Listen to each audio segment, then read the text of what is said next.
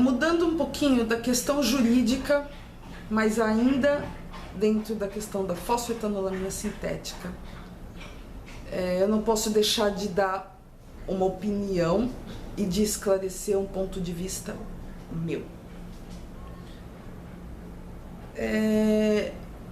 Tá tendo diversidades de opiniões sobre a eficácia ou não da fosfetanolamina sintética, a eficiência ou não da fosfetanolamina sintética, se ela está prejudicando alguns pacientes ou não,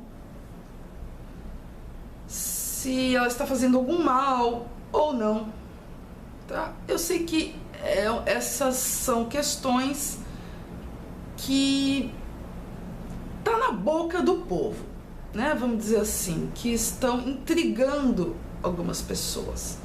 Temos pessoas que defendem fervorosamente a fosfetanolamina sintética e acreditam em seu poder curativo.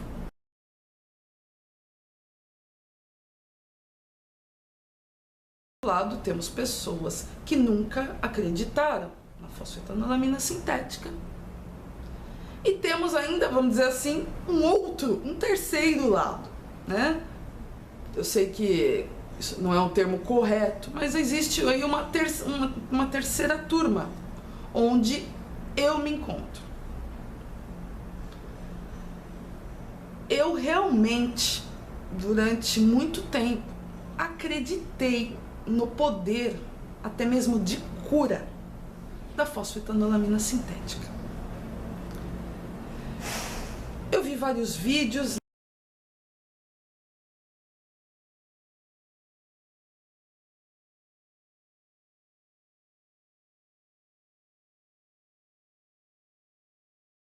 Na época que a fosfetanolamina era produzida pela USP, eu vi vários depoimentos.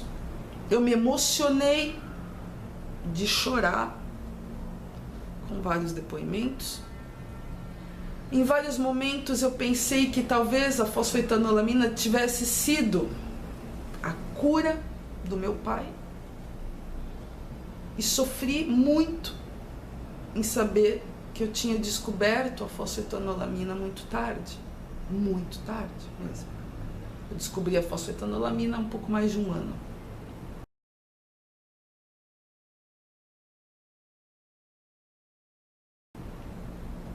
E eu pensava, por que eu não descobri isso antes? Eram relatos e mais relatos. Casos do tipo, pessoas que estavam em estado terminal, pessoas que estavam desenganadas, pessoas que estavam inclusive em coma, que fizeram uso da substância e voltaram à vida. Eu pesquisei.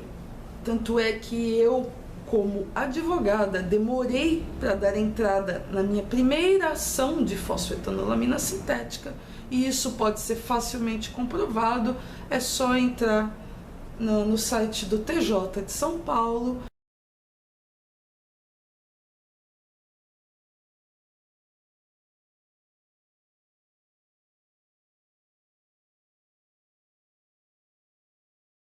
E escolher a comarca de São Carlos e vocês vão poder ver qual é a data da minha primeira ação, né? Pedindo uma liminar para uma cliente minha do Rio Grande do Sul que queria fazer uso da fosfetanolamina sintética. Isso ocorreu no final de outubro de 2015.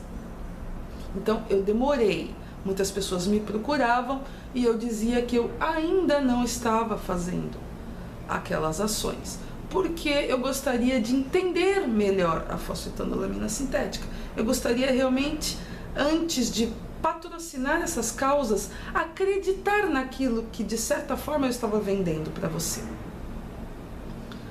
Não que o advogado precise acreditar na sua causa para pegar a sua causa, não é uma condição. Mas eu, Daniele, pelo meu histórico, pelo meu trabalho social, pelos meus princípios, eu não patrocinaria qualquer ação desse tipo se eu não visse que aquilo tinha alguma veracidade, que aquilo era real, que aquilo não era mais uma enganação, mais uma mentira, mais alguma forma de brincar com a boa-fé do paciente oncológico. Chega-se um tempo em que eu me convenço de que a fosfetanolamina sintética, sim, pode, inclusive, curar alguns pacientes.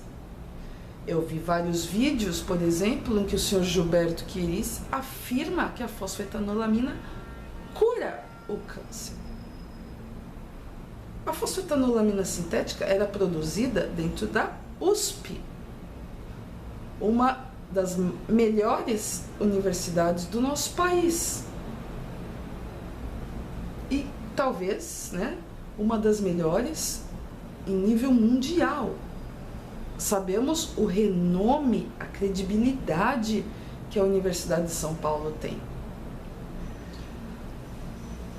Pesquiso ainda algumas informações sobre o Dr. Gilberto. Descubro que ele era professor do curso de Química, era pesquisador, naquele momento já aposentado pela USP, a Universidade de São Paulo.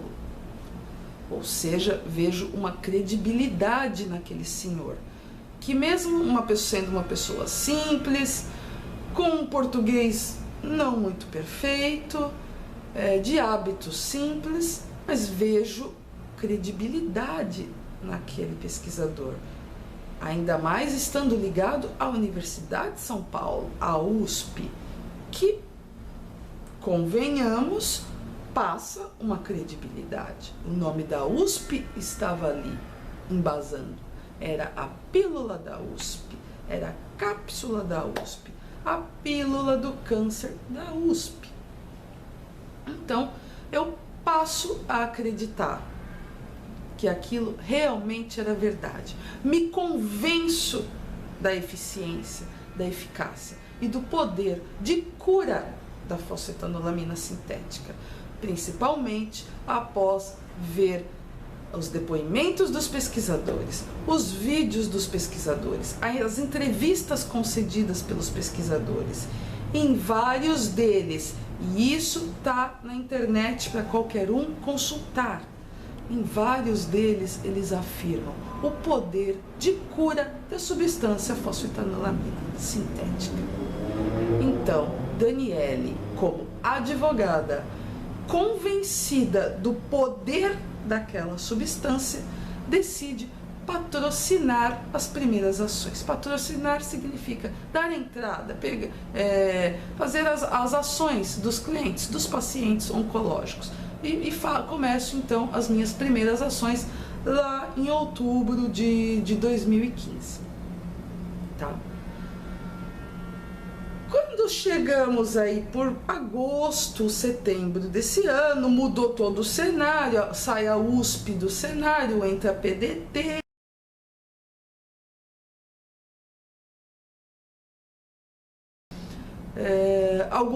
A maioria dos personagens continua, só muda o cenário de fundo, né?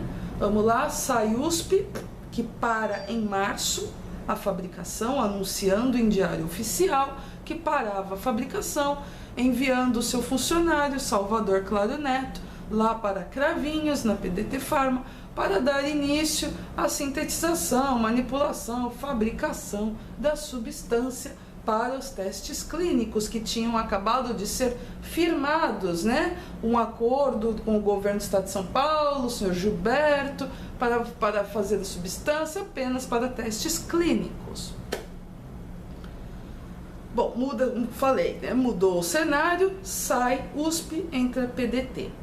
Em julho desse ano, 2016, a PDT, né, como eu falei no outro vídeo, começa a fornecer a todos os autores das ações, a todos os pacientes, as remessas de fosfetanolamina sintética, que foi pedida no processo. A PDT em nenhum momento interrompeu esse fornecimento. Eu diria que ela forneceu religiosamente.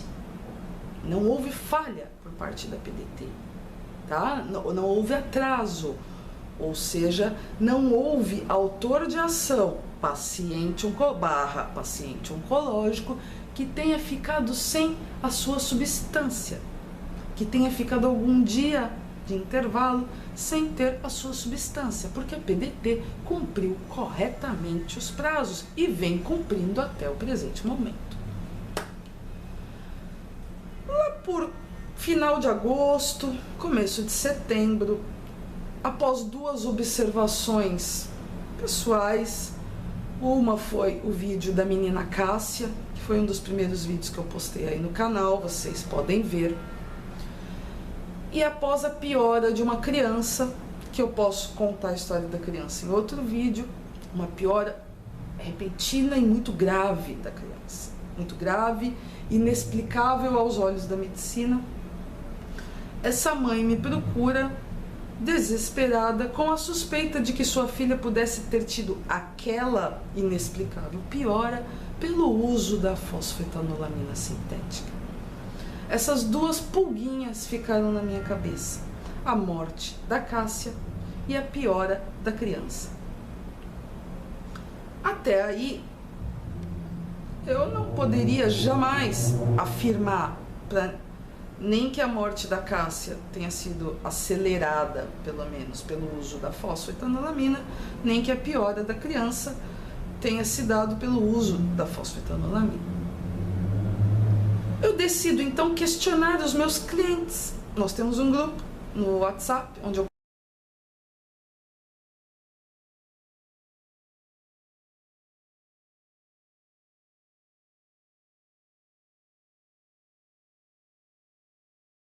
converso com todos de uma vez. Tudo é às claras.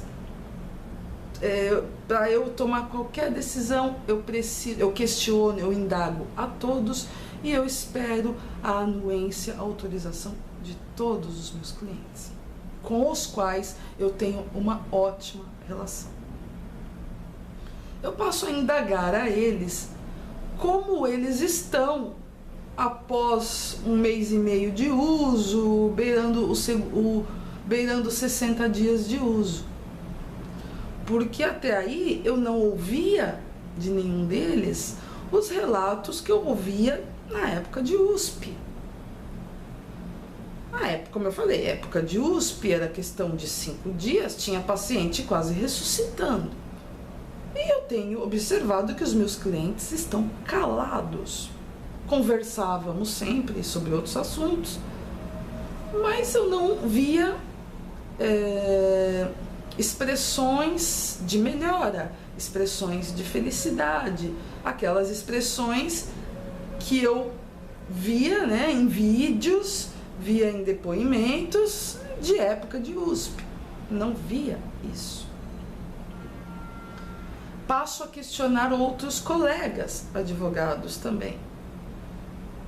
Peço a eles para que indaguem aos seus clientes como eles estão, se os clientes estão fazendo exames, porque eu sempre orientei os meus clientes a fazer exames.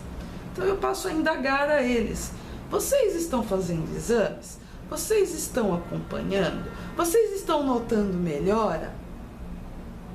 Porque a nossa expectativa, quando da primeira remessa da PDT, era tão grande, e eles podem provar isso, que nós pensávamos em fazer um churrasco. Eu tinha cliente no Rio de Janeiro, eu tinha cliente em Goiânia, eu tinha cliente no Rio Grande do Sul, eu tinha cliente em Santa Catarina, eu tinha cliente em Minas Gerais, eu tenho cliente no estado de São Paulo, eu tenho cliente em vários lugares, eu tive cliente inclusive nos Estados Unidos.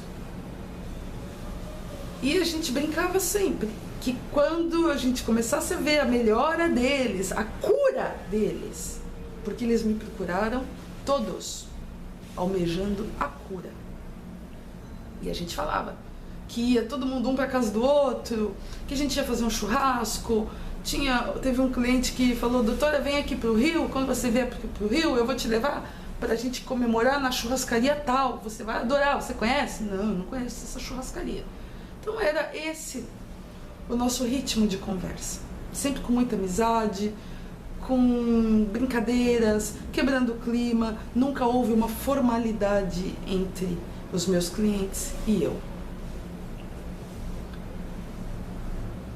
E após aquela minha indagação de como eles estão, como estão os exames, eles começam, eu acho que isso deve ter sido, acho não, tenho certeza, muito triste para eles, muito frustrante para eles, é melhor a palavra, ter que dizer: doutora, eu não tive nenhuma melhora. Doutora, eu fiz o exame agora e eu tô com metástase. Doutora, o meu pai piorou. Doutora, a minha mãe piorou. Doutora, apareceu outro nódulo. Doutora, o meu tumor cresceu de tamanho. Doutora, o meu marcador tumoral tá mais alto. E aquilo foi um susto. Eu tive 22 liminares concedidas em Cravinhos. Neste momento, dia 6 de dezembro de 2016, daquelas 22 liminares concedidas, apenas 9 pacientes estão vivos. Desses 9, apenas um encontra-se estável. Estável, e o que eu quero dizer com estável? Estável é sem melhora e sem piora. Igual ao quando ele iniciou o uso da fósforo. Tá? Tudo isso trouxe a Daniele como ser humano, primeiro, uma grande frustração, uma grande decepção, uma grande tristeza. Eu sempre digo isso e eu vou repetir aqui, que aquelas pessoas não eram meus clientes apenas, pessoas que me pagaram, eu fiz a minha parte e o problema agora é deles, que tomem o remédio. A minha parte eu fiz, fui lá, fiz a ação, consegui eliminar, peguei, entreguei e acabou por aí o meu trabalho. Porque, como a maioria de vocês deve saber, eu faço o trabalho social e em muitos casos eu não consigo separar a Daniele, advogada, da Daniele que trabalha com paciente oncológico. Então, essa situação, para mim como ser humano, foi decepcionante, foi frustrante, foi triste, foi lamentável, foi sofrida demais. Demais. Para a advogada, é como você conseguir aquilo que o seu cliente queria e quando finalmente chega para ele, ou ele faleceu ou já não serve mais para ele. Então era assim que eu me sentia profissionalmente. Diante desses fatos, dessas inúmeras mortes, dos relatos de inúmeros outros advogados, não são só clientes meus, não são. E isso pode ser facilmente consultado, e eu desafio aqui. Entrem no site do TJ, digite consulta processual, o nome do advogado e coloquem comarca de Cravinhos. Vocês verão quantos processos aquele advogado tem na comarca de Cravinhos. E consultando um a um, dá para saber quantas liminares cada advogado tem naquela comarca. Tá? Até porque o número de processos não é o mesmo do número de liminares. Visite alguns processos. Veja o número de óbitos. Isso me foi falado lá mesmo, no Fórum de Cravinhos, que eles estavam atrasados na movimentação processual devido ao grande número de mortes e a devolução que eles têm que fazer do dinheiro com a morte do paciente. Tá? Então, depois de observar que os meus clientes estavam morrendo ou piorando, depois de ter a certeza, através de outros colegas advogados, que seus clientes também estavam piorando e morrendo, e não foi 1, 2, 3 advogados, são vários advogados relatando a mesma questão.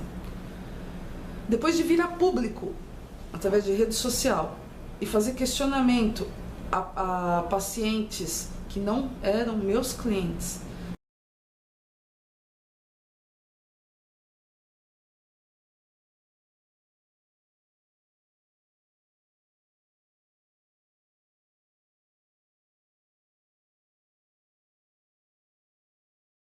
mas a Daniele hoje não acredita na cura pela fosfoetanolamina sintética.